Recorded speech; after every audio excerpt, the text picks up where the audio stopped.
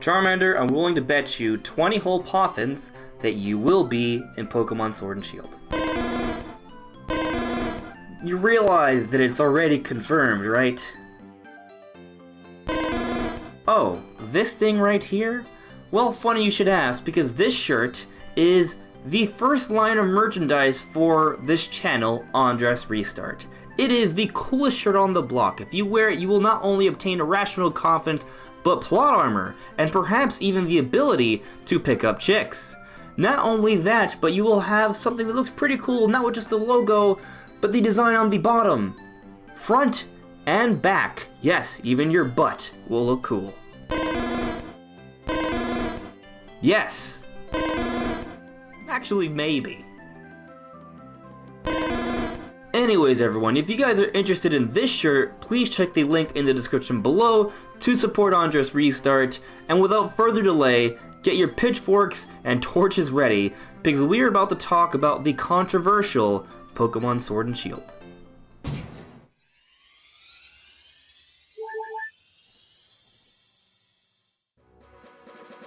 Alright, so I'm putting a bit of a disclaimer here because I understand that this is a very touchy subject, but I'm going to be going into details, actual facts that will be supported by actual sources in the description below that I think will shed some light on the situation regarding the controversy surrounding Pokemon Sword and Shield. So even though I'm going to be offering my opinion on the matter, there will be facts brought up that I think a lot of people have not noticed or have gone overlooked. So hear me out, and yes, this is my opinion, so please, don't kill me. But let's actually get started with the video now. Welcome everyone, this is AndresRestart, and this time we're going to have a bit of a discussion on Pokemon Sword and Shield and whether it's deserving of all the hate it's been getting. Now, here's the thing. Early on in the year, we got the first Pokemon Direct around February, and I found it to be fairly hype-worthy. It was pretty exciting to see a new Pokemon game, but there was nothing there that seemed to be too groundbreaking for Pokemon. However, once we got to see the Pokemon Direct the week prior to E3, that's when they revealed the wild area, the open world environment, the controllable camera, the roaming Pokemon, and we got a better idea of the towns and a lot of the characters, and they seem really expressive, and a lot more areas in the game seemed a lot more in depth than previous Pokemon games. So I was excited, and at least by that point in time, Sword and Shield was trending positively, and a lot of people were feeling very optimistic about the games.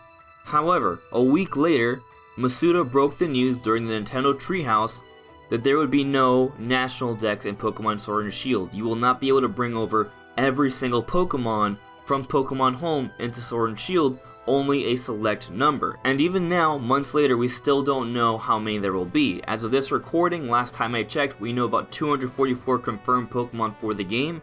There may be more, there will be more, we just don't know how much more. So since this moment, the tune for Pokemon Sword and Shield changed dramatically. It became very negative. A lot of people started saying very negative things about the game, and a lot of fans have lost excitement for Sword and Shield, and basically there's been this really huge hate train against Pokemon Sword and Shield. There are even many claims that Game Freak is lying about why not every single Pokemon is going to be in Pokemon Sword and Shield. So is this all really true?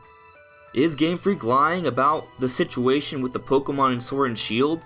Is Sword and Shield going to be a failure of a Pokemon game? Is it really just going to be a shadow of its former self? Well, in my opinion, no. Game Freak has not been lying. And no, I don't think the games are going to be bad. I think they're actually going to still be really good. That does not mean I haven't found fault with the situation. For example, I'm not in love with the idea that moving forward there will no longer be mainline Pokemon games that have every single species in there. I would like to see that again someday. But I think because of the hate train, this bandwagon movement against Sword and Shield, there's been quite a spread of misinformation and people have been misled as to what actually is going on. So I'm going to try and shed some light on that, and then I'll give you guys my thoughts on Pokemon Sword and Shield, what I expect from it, and where I think it should be standing compared to the hatred it's been getting. So let's revisit the moment where it all changed. What was actually said? When you check a whole bunch of threads and arguments about Pokemon Sword and Shield, there's a common word that is used in a lot of these arguments, and that word is animations. Except here's a funny thing. A lot of you may not have realized that the word animations never came up during the Treehouse. It never even came up during the Famitsu interview that took place afterwards with Masuda. This idea that Game Freak lied about taking out a lot of Pokemon to make sure there would be a whole bunch of new high-quality animations for the Pokemon that are in the game, that never happened. They never claimed that. This is what was actually said. But there is one important change from the previous Pokemon Bank service that I want to tell all of its users about. So in previous games that worked with the Pokemon Bank service, you were able to, for example, in Sun and Moon, bring over any Pokemon even if they weren't in the Alola Pokedex. But with the transition to the Nintendo Switch hardware, with its, it being much more powerful, allowing us to be much more expressive with each of the individual Pokemon. And now we're well over 800 Pokemon species in the games. And at Game Freak, we really spent a lot of time thinking about what the best way to move forward was, really preserving the quality of all the different Pokemon, while also, taking into account the battle balance, having so many different Pokemon available, all within, a limited development time, so we don't keep fans waiting too long for every new entry in the series. So as you can see from the English translation during the Treehouse, what was said was, they're focusing on the quality of the Pokemon and to balance the battle system. Nowhere there are animations specifically said. Now perhaps it could be implied that the quality of the Pokemon includes animations. I would agree that, yes, if they're going to be focusing on the quality of the Pokemon, animations are a big part of that. But nowhere there does it claim that every single animation in the game is going to be entirely new. So when people go back and find animations throughout the different trailers in Sword and Shield and make note that it looks very similar to previous animations in other games, that's not some sort of big revelation. Game Freak never promised every animation would be entirely new. But even if they didn't lie, is it still a bad thing that we are finding old animations in a new Pokemon game? Well, in my opinion, and the opinion of many others who are familiar with game development, no, because guess what? That's an industry standard to reuse and recycle aspects from previous games. That doesn't mean the game will not feel new or have more new elements and just feel like an entirely new experience. It's very normal to reuse and recycle aspects from previous games. This is a very commonplace practice that happens across many different games.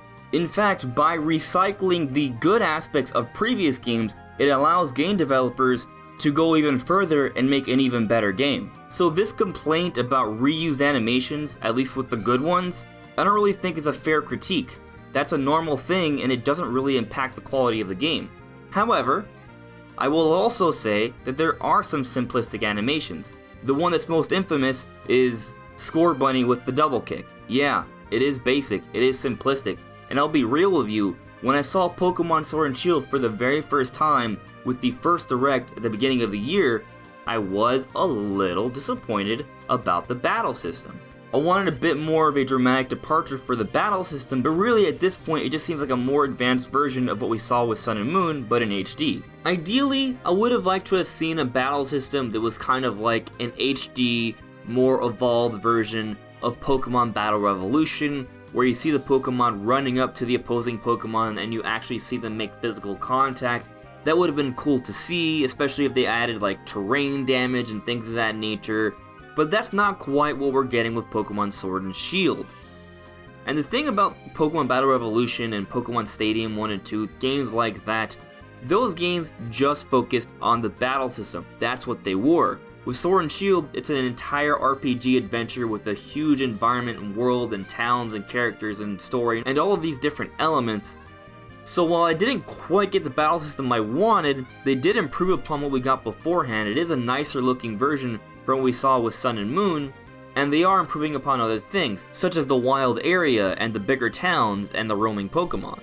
And when it comes to some of the simpler animations, like the double kick, yeah, it is simplistic, and I don't love it, but there are so many attacks in Pokemon in the game, a lot of which do look really good.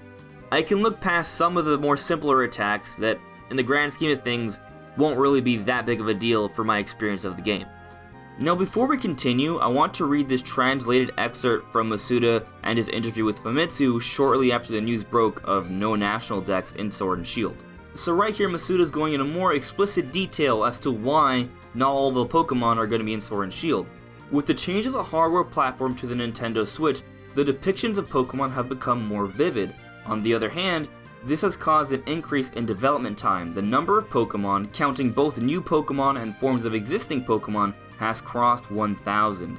In addition to improving the graphical fidelity to adapt to the new hardware platform, when it comes to battles, it has become exceedingly difficult to give Pokemon new individualistic traits and balance affinities. These are the circumstances that led to this decision, and it was decided that it will be difficult to make all Pokemon appear in future games. So there's a couple things I want to take away from this. Obviously, what Masuda is saying here is that they are trying to focus on quality over quantity. And to be honest with you, for years I've been thinking, wow, with each new generation, there are a whole bunch of new Pokemon. Can they really keep doing this? Something has to give. That's what I've been thinking for a very long time, and I think that's just a reality. Now, what exactly should be given? I'm willing to bet that many of you watching this will feel that the Pokemon should not be what's given. I can understand that. And I'll even say that I was not a fan of Ultra Sun and Moon, and Let's Go was only just okay to me. I think they could have skipped at least one of those games and diverted that time to focusing on Pokemon Sword and Shield perhaps. If that happened, maybe there'd be more Pokemon in the game, maybe the game would be a little bit bigger. I think Game Freak would benefit from taking breaks instead of creating a Pokemon game every single year. That said, in terms of delaying Sword and Shield, which I've seen a lot of people suggest, while I do think delaying a game is important if it's not going to meet up to certain quality standards, in the case of Pokemon, they need to find a way to measure up to those quality standards, but by the deadline, because Pokemon is a huge media franchise, and the core source material are the video games. So if the video games are delayed, it's going to be a lot harder to keep the cards on schedule, the show on schedule, the movies on schedule, the merchandising on schedule, the officially sanctioned tournaments on schedule. All of these different things would be thrown out of whack if they delayed the actual mainline new generation Pokemon games. So I understand that they need to prioritize hitting the deadline, and as explained by Masuda, in order to do that, they need to find a way to focus on quality over quantity. And that means not creating a game with over 1,000 Pokemon that is also balanced and has a high quality in terms of detail, the lore, the expressions, the different things they can do. There's a lot of different facets to these Pokemon, not to mention the world itself. And I would say from what we've seen of Sword and Shield, there is a lot to the world. The world is larger than any previous Pokemon game. The actual NPC characters are more expressive than ever before. From what we've recently seen with the customization, that seems to be deeper than ever before as well. The online mode seems to be the strongest online mode we've seen for a Pokemon game yet, at least from what we've seen so far. And from what I've seen of some of the new Pokemon designs, I would even argue that this is some of the strongest Pokemon designs we've seen yet. Look at Dreadnought, Corviknight, Duraludon, Sirfetch'd. Come on, Sirfetch'd is pretty cool, and I think a lot of you will agree with that. So my point is that I see a lot of things that are really good about the games, but other people have been pointing out that, hey, the graphics aren't so hot. I would actually even disagree with that point as well, because I'll just show you some footage. This is gorgeous.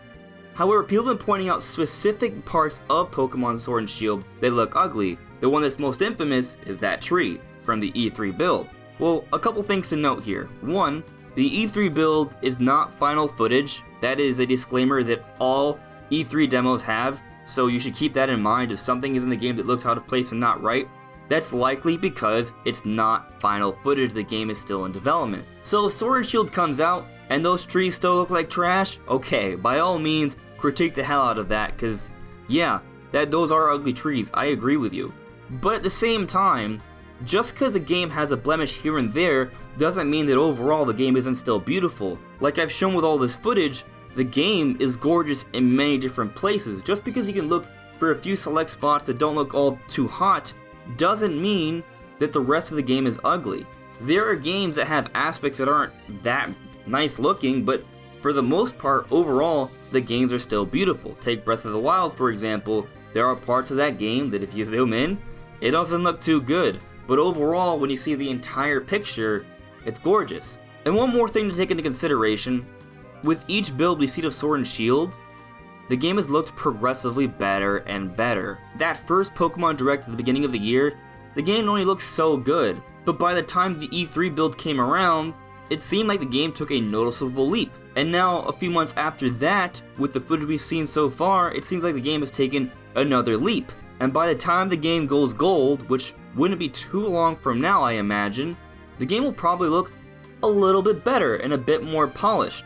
So when you single out just one or two blemishes of the game and say that that's a reason to consider the whole game to be ugly, I don't think that's fair when the game's been progressively looking better and better with each build we've seen, when the footage is not final, and when there's still a whole bunch of other footage out there that's still very beautiful.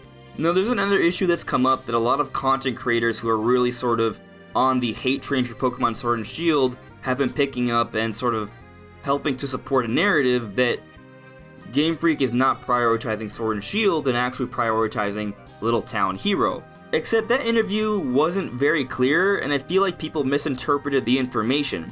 Yes, the team working on Town or Little Town Hero was listed first, but just because it was listed first as Team 1 or A, that does not mean that they are the bigger, better team that focuses on all the big projects. Game Freak has been working on smaller games for years. This is not some new practice for them, this is something they've been doing for a very long time. They've always had another team working on projects besides Pokemon. And if that's not enough for you, recently, Toby Fox, who is working with Game Freak on Little Town Hero, came out and said it's a really, really small team. So that should just go to show you that the team working on Little Town Hero is not a priority, that's just a small team. It's a digital release game. This isn't some big, huge open world RPG experience. This is a smaller digital game that will probably be fun, but it's not Game Freak's priority. Pokemon Sword and Shield are Game Freak's priority. So then, is Game Freak without fault? Because from everything I've seen and everything I've pointed out, I feel like it's fair to say they're not lying about anything. They simply made the decision that in order to get the games out on time, because of how important it is to meet the deadlines for a new generation Pokemon game, they are focusing on quality instead of quantity. Well, at least from a business perspective I understand it, but as a fan, I do have my concerns. Personally, and this is just me, I'm not saying that it should be okay for everyone. Personally, I'll be okay if the game has 600 or 700 Pokemon, it's very well balanced in terms of the battle system and the mechanics, and there's a lot more Pokemon that are viable because they focused on actual balance this time around. And then all those Pokemon are very well realized with their expressions and animations and lore and moves and abilities. And if the entire game surrounding that in terms of the world being beautiful and well running and a lot to do with big towns and a lot of really interesting characters with an interesting story, if that all comes together, that'll be great. But I do have my concerns. We don't know about the post game yet. We don't know how many Pokemon will be in the game. I have my concerns in terms of content and depth because they are trying to meet a deadline, and I do personally think that maybe Game Freak should not come out with a Pokemon game every single year. I think they should take more breaks, like they used to back in the day. I think if they did that, it would be easier to make sure that each game is bigger and better. That said, that doesn't mean Sword and Shield won't be a big and amazing game. From everything I've seen so far, I feel like the game is actually pretty darn high quality. The designs of the Pokemon, again, I think are really strong. I mean, there have been multiple Pokemon revealed that have been very popular, but at the same time, they haven't revealed that many of them, so I am concerned that there may not be that many new Pokemon. We don't know yet. And we still don't know anything about the post-game either. I hope there's lots of post-game content. We don't know. But just because we don't know doesn't mean it's not going to be there. That remains to be seen. So at this point, in terms of there being a lot of content in Sword and Shield, I'm going to remain cautiously optimistic. Because this is Game Freak's biggest project yet, they are prioritizing it. Just because there won't be over 1,000 Pokemon in the game, that doesn't mean the game won't still be a long RPG with tons of really good content. But we don't know, so I'm not going to hate on the game for that. I'm simply going to look at what we've seen and judge it for what we've seen. I wish the battle system was a bit more advanced, but we are getting the wild area, there is a controllable camera, there are roaming Pokemon, the side characters like Bede and Marnie seem to have really great personalities, they all seem really expressive. And again, while the battle system doesn't seem to be as advanced as I would have liked in terms of how the Pokemon react and move around the stage as I would have wanted like in Battle Revolution, it still looks nice, it's still pretty. So from what I've seen so far, it at least looks acceptable. So let's ask the question one more time. Is Pokemon Sword and Shield deserving of the hate. Well, I don't think Game Freak is lying about anything. I don't think they're trying to be dishonest with us. In fact, I think the reason that Masuda said what he said during the Treehouse, as opposed to a more structured environment, was in an effort to tell fans in advance to be more sincere and transparent with them. That's obviously not how it was taken, and people have accused Game Freak of not prioritizing Sword and Shield and lying about things, but from everything we've seen, all the proof we have, they have not been lying. They've been telling the truth. But just because they're telling the truth doesn't mean it's necessarily the right decision. Again, I think that in terms of prioritizing game quality, they should not have annual releases. It should be more spread apart. I think we should reasonably expect a more advanced battle system, something more akin to Pokemon Battle Revolution. And you know what? If we never see a mainline Pokemon game that has every single Pokemon in it, I will be disappointed. And I also think Pokemon Company and Game Freak need to do a better job of their messaging. For example, did you guys know that there are plans to do more with Pokemon Home beyond just what was done with Pokemon Bank? They are thinking of ways to interact with your Pokemon, since Pokemon Home is going to be where all Pokemon are, to give fans something to do with their Pokemon even if they can't use them in Sword and Shield. That's something that was said during the Famitsu interview with Masuda. My point is, there are issues, for sure. 100% agree with that, and I think you are entitled to be upset to some extent, absolutely.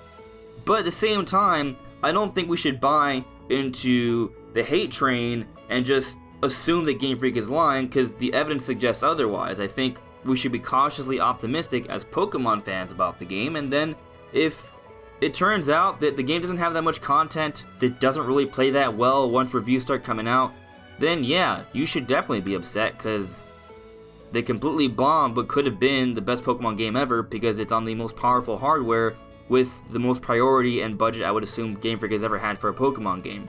So definitely, we should have high expectations, and if it doesn't meet up to it, sure. But from what I've seen so far, I think things are looking pretty good. So we'll see what happens. Anyways, everyone, those are my thoughts. Let me know what you guys think in the comments below. This is AndresRestart. I create Nintendo content, so if you love Nintendo content, please make sure you are subscribed. Leaving a like would be greatly appreciated, and I'll see you all really soon. Take care.